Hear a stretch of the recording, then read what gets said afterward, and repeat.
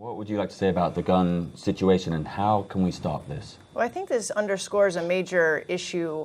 We often, after these terrible events, there's an increased talk about gun control and new legislation to rectify the gun violence in our society. But in this case, I think it really underscores the issues of how existing laws don't work, or they're not properly maintained, or they're not working the way they're supposed to. In this case, the Air Force, somehow the word didn't get out, or it wasn't implemented that this perpetrator had, committed an assault. He was discharged from the military, but yet he was able to purchase a gun in civilian life. What are the disconnects between the laws in the military and the laws in civilian life, and how does one hand talk to the other, or however you say it? I feel like we have laws on the books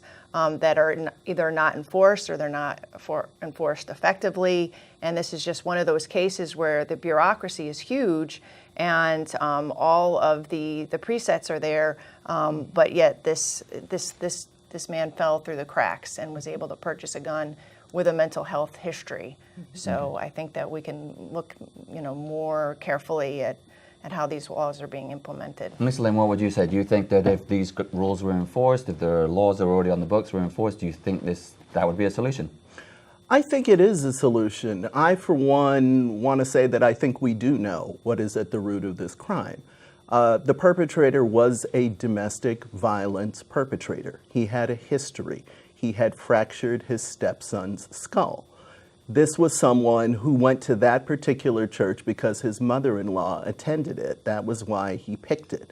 So there were certainly mental health concerns, and those should be attended to. And I have to say I'm troubled because earlier this year, President Trump loosened the restrictions that were in place about sales of guns to people who have mental health challenges. But I think Kelly was headed in the right direction with this, right? The armed services knew. Clearly, they had court-martialed him. He had served time. They should have notified the FBI that this was a perpetrator who should not have been allowed to purchase a gun.